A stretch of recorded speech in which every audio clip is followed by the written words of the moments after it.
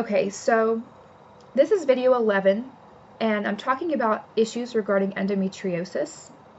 And I want you to watch videos 1 through 10 very carefully and in order before you watch video 11. Just please take your time and watch these. It's very important that you watch them in order. So this video is what I'm going to call the girls from Haiti. During my many types of research regarding endometriosis, one of the things that I did was I just started talking to women that I saw anywhere and everywhere. And there were these two young ladies, I think they might be in their 20s, mid-20s maybe. They're sisters, and they're from Haiti. And every time I've ever seen these two women, they worked at, as cashiers in my town at a couple of different places. Every time I see these women, both of these sisters, they have a joy that radiates from them that is very unique, and a consistent kindness and pleasant demeanor that is very beautiful and kind of rare. And they've always been very kind to me and to my daughter whenever we come through one of their lines, and we of course were very thankful and happy and kind to just see them and just share a few moments with them and express our thanks for them, helping us, process our transaction and bag our goods or whatever. And they were the kind of women that when you encountered them, you thought, I hope that one day, we'll be friends, and that we, we'll do more than just be passers-by or acquaintances at various businesses where one or the other works. So, yesterday I bumped into one of them, and my daughter was like, "Oh, so-and-so's here, yay, I get to see so-and-so," and it was very sweet. And I was bent over, completely bent over with my arms on the grocery basket, and couldn't stand upright, and I had taken 2 arthritis strength Tylenol and some vitamin C, and had just been trying to eat healthy, and I had felt fine most of the day, but I had some pain set in that was just really overwhelming. But I was trying to push through it and grab some things at the grocery store that we really needed for my daughter's lunches. And it was just really great to see her, or one of her sisters, because she's such a kind and pleasant person. And she said, "How are you? Are you okay?" And I told her a little bit about my endometriosis and my surgeries, and about retrograde menstruation. But before I talked to her about it, I said, "I'd really like to talk to you about something for a moment." She had never heard of endometriosis before, and I'm not sure how old she was when she moved to the States from Haiti. And I said, "Do you mind if I ask you some questions?" And she said, "Sure, yeah, that's fine."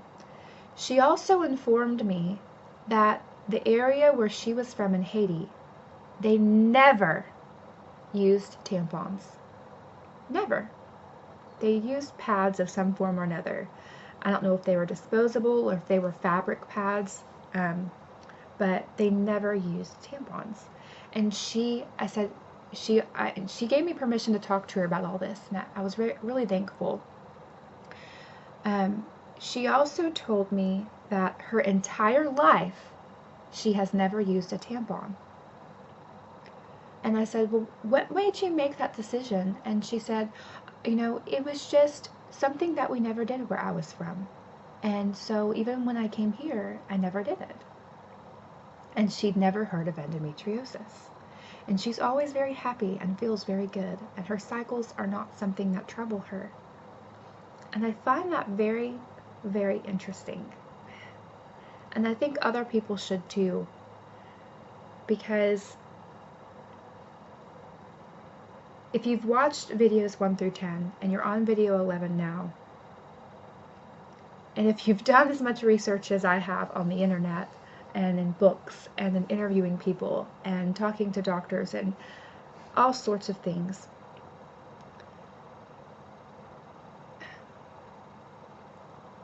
you can't help but feel like you are stumbling upon something tremendously valuable to the future of our little girls and our women all over the world. Tampons block off the natural exit for the flow of waste from our uterus. And when we have retrograde menstruation, where our period fluid and tissues go into our fallopian tubes and spray out all into our pelvis, this is not a positive thing. And until we truly educate one another about the way our anatomy and physiology actually works, and we all use pads and stop using tampons and observe this disease of endometriosis and infertility and cancers of the reproductive organs and fibroids and ovarian cysts and polycystic ovarian disease and all of these things, okay? Until we stop using tampons and all start using pads and observe the statistical data to see what starts happening, we're not going to be able to prove the truth. There's so many factors at play here. I want to be like that girl from Haiti. I want my daughter to be like that girl from Haiti. I want to exude joy and glow from my face every time someone sees me. I don't want to be bent over in pain. I don't want to feel like I am discovering something about my body and the way that it works and just feel overcome with sorrow because other women don't even know about it, and feel the burden of feeling like I have to get this message out there. I have to make sure women know how their bodies work, what's happening, what retrograde menstruation is, the dangers of tampons, the dangers of artificial man-made hormones, the dangers of ibuprofen and NSAIDs on the digestive tract and other parts of the body, the importance of nutrition, the importance of vitamin C, the importance of so many things. And then I think, my goodness gracious, when I was growing up, so many kids experiment with drugs and cigarettes and alcohol. If we had a society where learning about health and nutrition and managing money and managing stress and spiritual wellness, and we really truly learned more intricately how our bodies work.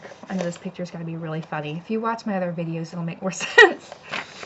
But if we really learned in more depth how intricate our bodies are, I believe 100% we would see a dramatic, almost complete, if not total, elimination of children, young people, and adults using things like alcohol, cigarettes, and drugs. We would see a 100% turnaround of people taking interest in how their bodies work and eating foods and adopting food diets and habits that were nutritionally rich and strengthened the immune system. And this would have a beautiful effect on the entire world, because just like if one cell in the body is healthy, if one person in a community is healthy and their ideas spread to the people around them, and then those people's ideas and habits that are positive spread to the people around them, what eventually happens is a complete and total healing.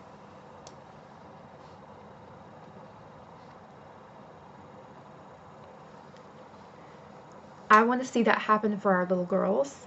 I want to see that happen for our teenagers. I want to see that happen for our women, for our families, for all women. So much incredibly intense suffering could be ended forever if we just spoke up and shared. I also think that a lot of there seems to be in society a lot of competitive and negative tension between women in society, and even in very young girls. And I think if we were all connected by the honest education about our physiology and our health and our nutrition, that would end, because we would find common ground. Reproductive disorders, infertility, endometriosis, cancer, things like this, they are really hard to talk about. It's not sexy. It doesn't lean to being something that people see as Facebook marketing yourself as the perfect wife or the perfect girlfriend. So it's hard to talk about. But see, I'm at the point where, after many years of suffering and solitude, God blessed me with the most incredible husband on the face of the earth, as far as I'm concerned. And the miracle of having a daughter that was unexpected at a young age, who turned out to be the only daughter I would ever be able to have. I don't care if people think I'm sexy anymore. I don't care if what I say is cool. I don't care if people want to be my friend. I care about telling the truth. I care about God. I care about loving my husband and my daughter. And I care about making use of the suffering that I have experienced to help other people. Women in the past have tried to fight for equality with men. Maybe what we shouldn't be fighting for so much is equality, but equal respect. We don't need our bodies to be treated like men's bodies. We don't need our minds to be treated like men's minds. We don't need our reproductive organs to be treated like men's reproductive organs. People should not expect from women the same things that they should expect from men. Women should not be expected to do the same activities that men should be expected to do. Women and men are different. What we need is equal respect. What we need is increased knowledge. What we need is increased education. What we need is increased awareness of the truth about our bodies, about retrograde menstruation, about endometriosis, about nutrition, about health. Lastly, I just want to end by saying, healing our economy and our healthcare system is key in getting rid of many diseases. Because you take a classroom full of kids and you raise awareness in that classroom about the differences in economic situations, and that's a very, very difficult thing, because you're going to have a child here and a child here, and they could have been born on the exact same day, but because this one has more money and a better set of circumstances, and this one has hardships, this one gets better food, this one gets more access to books, this one has more access to transportation, this one has access sometimes to more love and support and friends. This one doesn't get as much. And how do these children continue to love each other in the face of that? This is part of why it is so hard to educate our children about the truth. In many circumstances, it's a very difficult situation that arises in a classroom.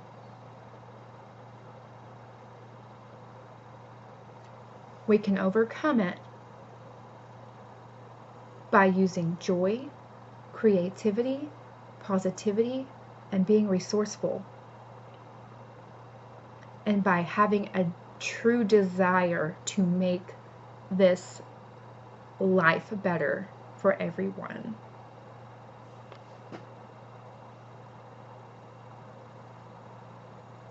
I don't know what else to say.